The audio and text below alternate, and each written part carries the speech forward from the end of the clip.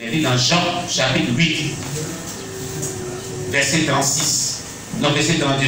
Vous connaîtrez la vérité et la vérité vous affranchira.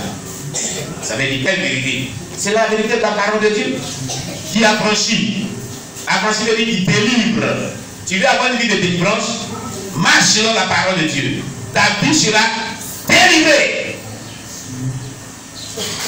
Le problème de toute personne qui cherche la délivrance, la guérison, la libération de sa vie, et la paix du cœur, et la joie dans le Seigneur, et qui cherche à ce que Dieu vraiment pourvoie ses besoins, le problème c'est qu'il n'est pas en harmonie avec les Saintes Écritures, c'est tout.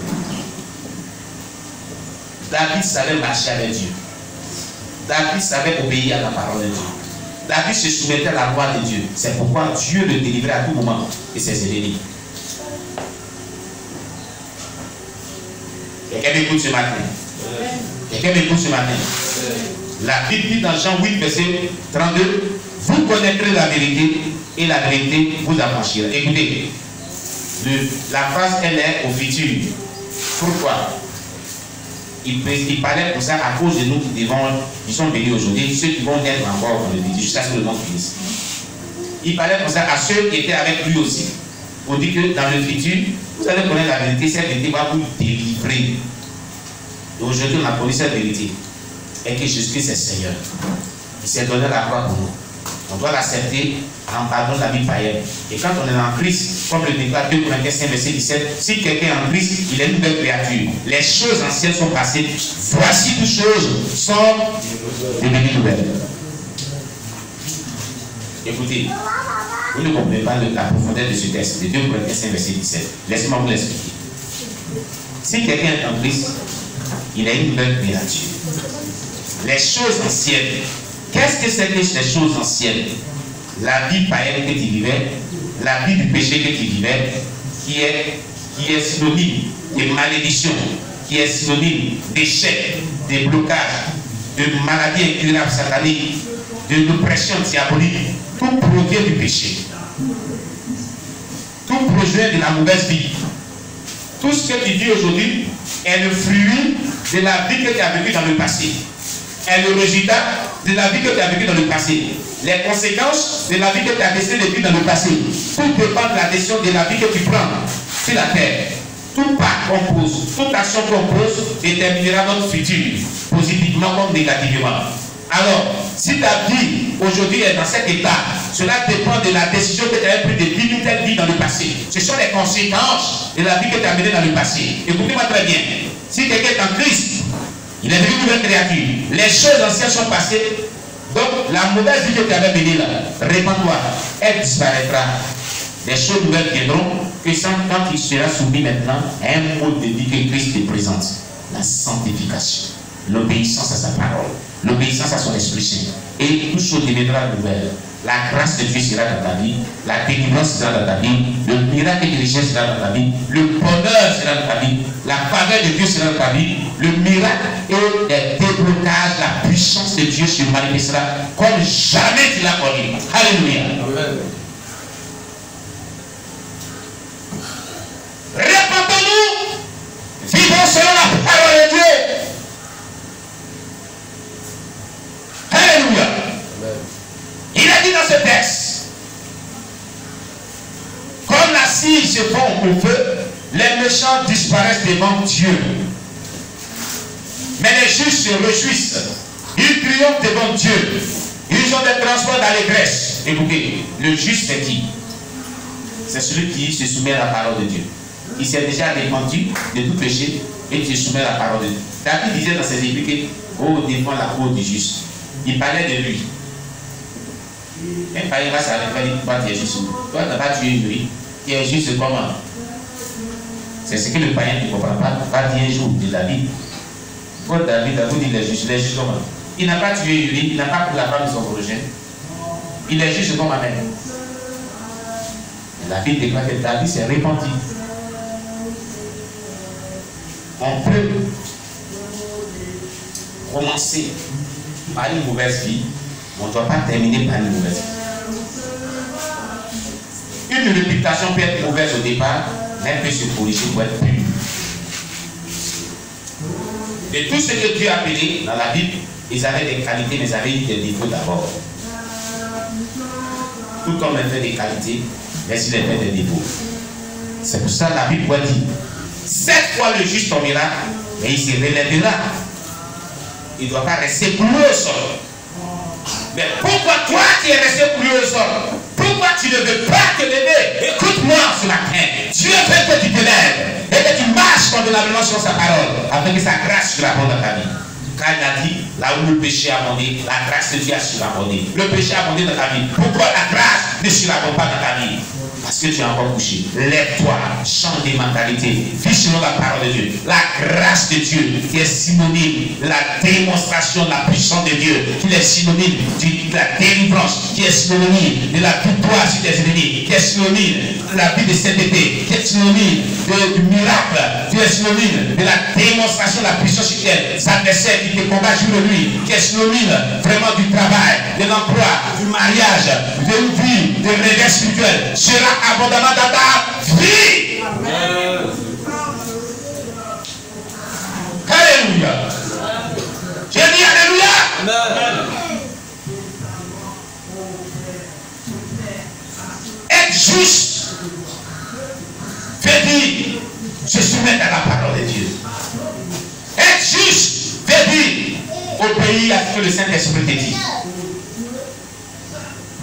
Le Saint-Esprit te dit aujourd'hui, j'aime d'aujourd'hui, là, il faut qu'on lui mette un autre jeu. Parce que maman a préparé un bon poulet avec sauce feuille là, des patates. Il va regarder ça. Ah, Dieu, on va rejeter ça un autre jour, la semaine prochaine. Hey! Tu n'as jamais mangé poulet. Tu n'as jamais mangé sauce feuille. Si tu as 16 ans, 17 ans, 20 ans, 30 ans, avant que tu connaisses la vérité, chaque janvier tu mangeais poulet. Tu ne te souviens pas déjà. Ces jours-là, si tu n'as pas mangé ce poulet, ça déjà. Dieu dit qu'il a trop mangé. J'aime. Ah, le pasteur là, dans son église, on j'aime trop. Un peu c'est ma gêne. Un peu c'est ma gêne. Si tu es dans cette église, tu vas manger gêne et prier aussi.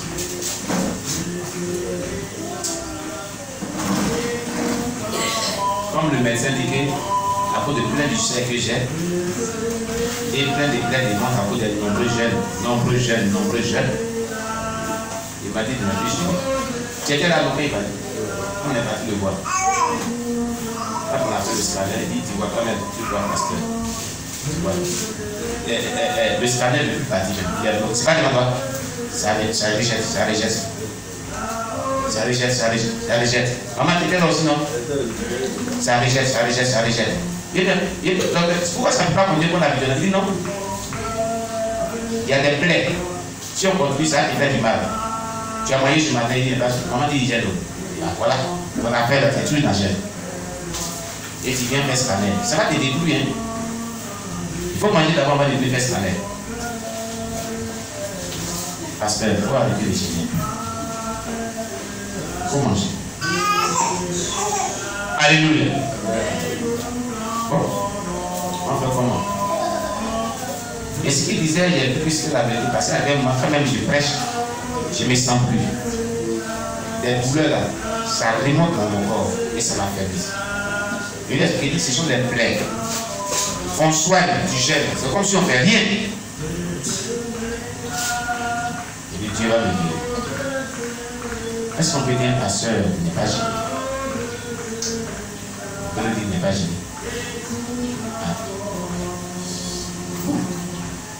On fait avec. Alléluia. Un chrétien qui ne gêne pas, qui ne prie pas, tu n'as pas envie de prier. Je ne parle pas de Seigneur mon Dieu, mon roi. Seigneur mon Dieu, mon roi. Seigneur mon Dieu, mon roi. Et puis, il dort. C'est ça, il parle comme prière. Ça, c'est pas prière. Ça, là, c'est pas prière. Non, ça, c'est pas prière. Et il y a des gens comme ça. Ils prennent tout le temps, ils vont balader. Ils vont gaspiller tout le temps dans la journée. Ils sont fatigués. Et Quand il s'assoit sur les lunettes, Seigneur mon Dieu, Seigneur mon Dieu, et puis ils sont partis. C'est matin qui fait tout. Ah, il était en train de prier, non? Ah, c'est en train de prier pour ça, non? Voilà, prière là.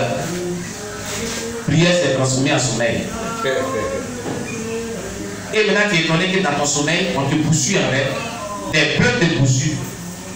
Les gens viennent coucher avec toi, tu es mouillé. Mais ça dépend de toi. Un chrétien avant de prier, avant de dormir, il prie avec ferveur. Éveillé dans les yeux, puis il prie.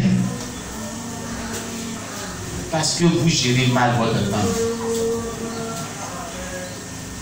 Vous gérez mal votre temps. Un chrétien doit être discipliné la manière dont il gère son temps. Il connaît son organisme, il sait que de tel à tel il va dormir. Donc, en fonction de cela, il sait que de tel à tel, comme il doit dormir, de tel à tel, il doit avoir son moment de prière avant de dormir. Là, il sait qu'en ce moment-là, il est éveillé. Il n'est pas somnolent. Vous comprenez ce que je viens de dire? Il faut savoir discerner le temps. Il faut connaître ton corps. Il faut connaître vraiment tes moments de faiblesse, de sommeil. Tu sais que toi, à partir de telle heure, tu ne tiens plus sur tes pieds. Tu peux... Il y a des gens comme ça. À quelle heure les positions en train de sommeiller? C'est comme ça que l'organisme fonctionne. Donc, si toi, à partir de 21h, tu ne tiens plus debout, il y a des gens à partir de 21h, par exemple, tu vas aller à la oui. J'ai compris. Mais tu dois, puis tu parles, il dit, mais oui, je te comprends dessus. Oui, il faut aller dessus. Alléluia! Donc, tu sais qu'à partir de 22h, 21h, tu ne tiens plus tes pieds. À partir de 18h, 19h ou 20h, commence à prier, puis lis ta Bible. Amen. Là, il ne faut pas te déranger. C'est ton rendez-vous avec Dieu. Mais tu gaspilles ce temps. Et puis maintenant, comme tu sais que tu ne dois pas dormir sans prière, maintenant tu fabriques prière après pour donner à Dieu. Hein? Dieu est ton chiffon. Prière chiffonnée. Qu'est-ce qu'il y a fait prière après chiffonnée? Seigneur, mon Dieu, mon gars. Tu me dis c'est bien. Il faut regarder. Au nom de Jésus. Ça, c'est pas prière. On acclame le Seigneur Jésus-Christ.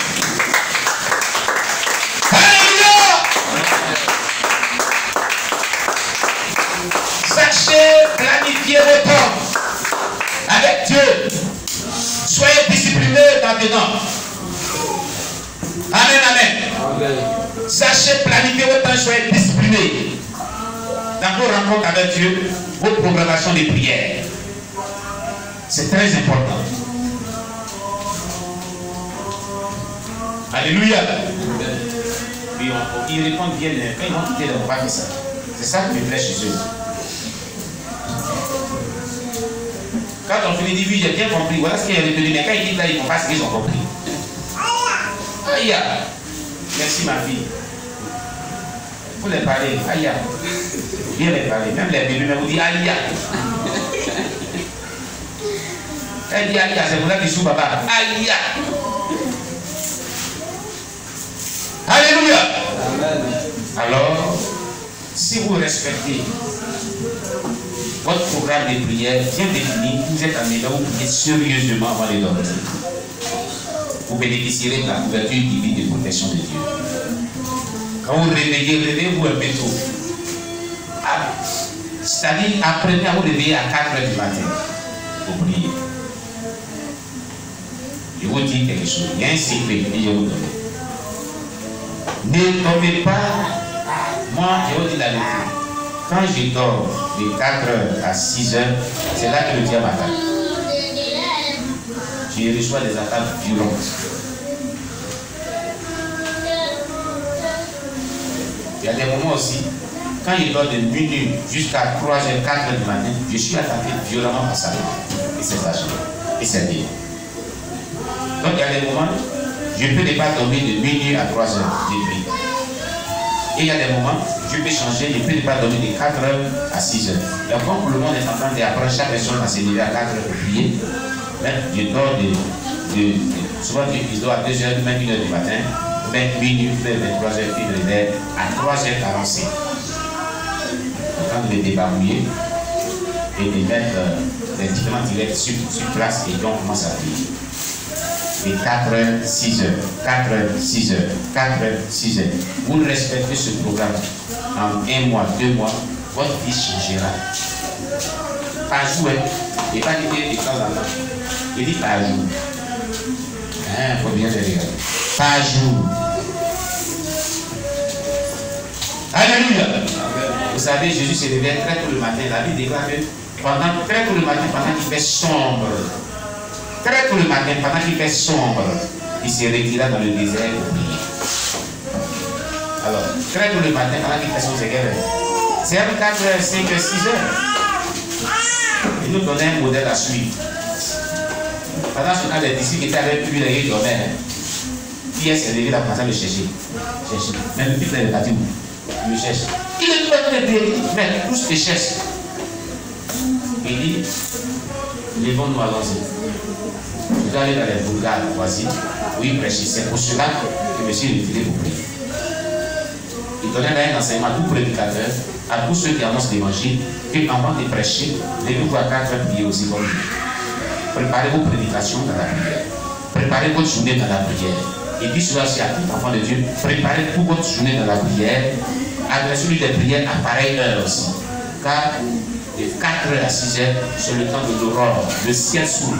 Il y a une catégorie des gens qui descendent. Ce sont des gens de bonheur. C'est le secret. Et les mystiques, les musées, ils savent c'est vrai. Allah wa Dieu. C'est qui au nom de Jésus. C'est un démon.